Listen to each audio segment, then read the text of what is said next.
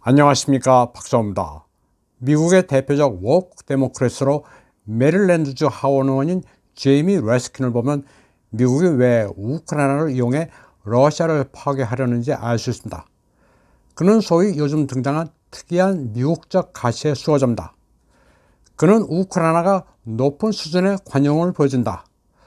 군대는 여성과 성소수자로 대표된다. 우크라이나 투쟁은 전 세계를 위한 민주적 미래를 구현하고 있다고 했습니다.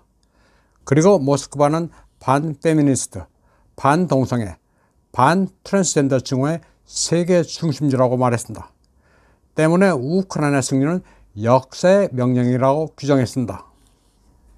제이미 레스킨은 극단적인 러시아 혐오론자입니다. 또 트럼프 전 대통령이 러시아와 연계됐다면서 끊임없이 물고 늘어지는 사람입니다. 그는 전제주의자가 모스크바에서 마랄라오까지 행진하고 있다면서 푸틴 대통령과 트럼프를 싸잡아 비난하기도 했습니다. 그는 러시아가 전통적 가치를 수호하는 정통이 있는 국가이기 때문에 미국이 어떤 대가를 치르더라도 파괴해야 한다고 말했습니다. 이 말은 러시아가 기독교 국가이기 때문에 없어져야 한다는 말입니다.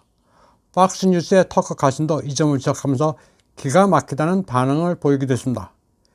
기독교 신앙과 가족 중심의 전통적 가치를 파괴하려면 우크라이나를 지원해 러시아를 이겨야 한다는 게 제이미 레스킨의 핵심 주장입니다.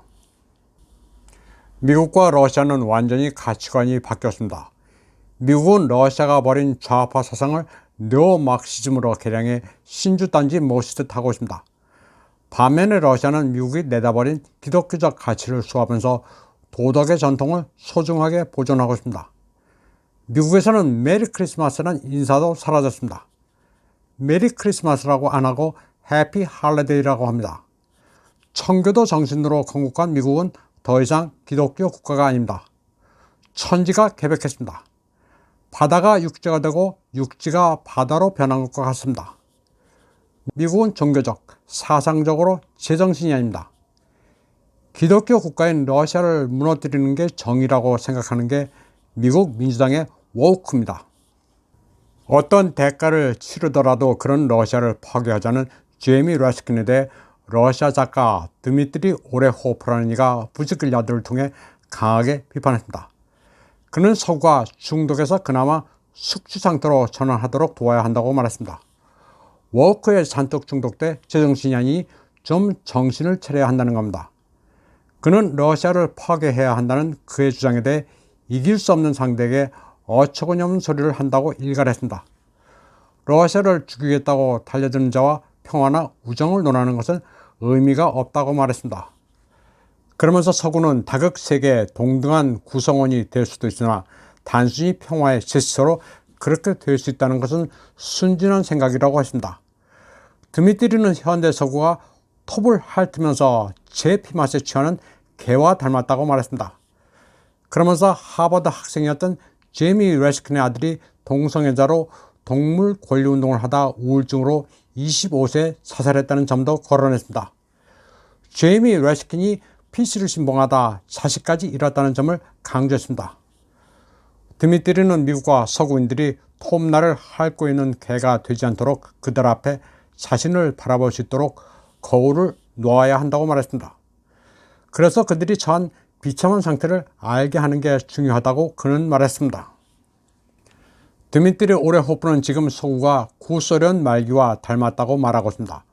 국민들은 춥고 배고픈 와중에 정치인들은 내 피부를 강조하면서 극복할 수 있다고 중얼거리던 것을 지금 서구 국가에서 보고 있다는 것입니다. 에너지 가격이 비싸 난방도 못하고 샤워도 하기가 곤란한 서구 국가 사람들이 왜 그 고생을 하는지 알아야 한다고 그는 말했습니다. 정치인들은 러시아와 싸워 이기기 위해 참아야 한다고 하는데 그게 상식적으로 말이 되느냐는 것입니다. 드미트리는 서구의 썩은 사회비 문명이 무너져야 러시아는 그들과 비로소 대화할 수 있다고 말했습니다. 인종차별적이고 식민주의적 우월감에서 러시아를 파괴해야 한다는 적대적 자세가 계속되는 한 러시아도 여기에 결연히 맞서야 한다고 드미트리는 말했습니다. 내 피부를 강조하면서 극복할 수 있다는 헛소리를 하는 대표적인 나라는 프랑스입니다. 러시아 천연가스 의존도는 다른 나라보다 낮은 편이지만 원전으로도 어떻게 할 수가 없어 이미 질서 있는 단전을 계획하고 있습니다. 프랑스의 마크롱은 우리는 위대한 나라다. 우리는 위대한 에너지를 가지고 있다. 전쟁에도 불구하고 우리는 버틸 것이다. 모두 각자가 해야 할 일에 신경을 써달라고 그는 주문했습니다. 그런데 도대체 뭐가 위대한 것인지 다 빈말입니다. 정치인들이 뭐가 위대하다고 부르짖으면 대개는 헛소리입니다. 지금 우크라이나 키예프가 단전 단수로 고통을 받고 있다지만 이는 유럽의 프랑스에도 닥칠 수 있는 현실입니다. 유럽의 소위 선진국이라고 하는 나라들은 국민들을 동태로 만들고 있습니다. 천연가스를 충분히 비축했다고 주장한 바 있는데 왜 단전 걱정을 하고 전기를 절약하라고 국민들을 닥달하고 있는지 미스테리합니다. 이게 다 제이미 레스킨 같은 워크 정치인이 유럽에도 천지빛깔이기 때문입니다. 유럽은 극심한 고통을 예약한 상태입니다. 겨울에 단전 사태가 발생하면 모든 게 마비됩니다. 우선 고층 아파트의 경우 엘리베이터가 마비됩니다. 가령 30층에 거주할 경우 어떻게 설명도 할 수 없습니다. 의료도 극히 치명적입니다. 병원도 문제지만 집에서 생명유지 시스템으로 연명하는 환자가 프랑스의 경우 4,000명이나 됩니다. 또 슈퍼마켓의 계산기도 마비되고 시중의 ATM기도 작동하지 않습니다. 미리 캐시를 준비해야 식료품을 살 수 있습니다. 집안 냉장고 식료품은 4시간 이상 정전되는 경우 모두 부패하기 때문에 버려야 합니다. 또 지하철이나 기타 교통수단도 마비되고 거리의 교통신호등도 나가게 됩니다. 또 이동통신도 마비될 수 있습니다. 프랑스 당국은 이 경우 이동 제한 명령을 내리는 것까지 상정하고 있습니다. 올겨울 파리의 겨울은 유키 쿠라모토의 피아노곡 Paris in Winter의 낭만적인 분위기가 아닙니다. 다만 단전의 경우 나폴레옹의 고향 코르시카 산만은 예외라고 합니다. 프랑스가 아니라 이태리의 에너지 시스템과 연결되어 있는 덕분입니다. 키예프의 단전 단수를 러시아의 인프라 공습 때문이라고 하지만 유럽의 에너지난은 스스로 자처한 겁니다.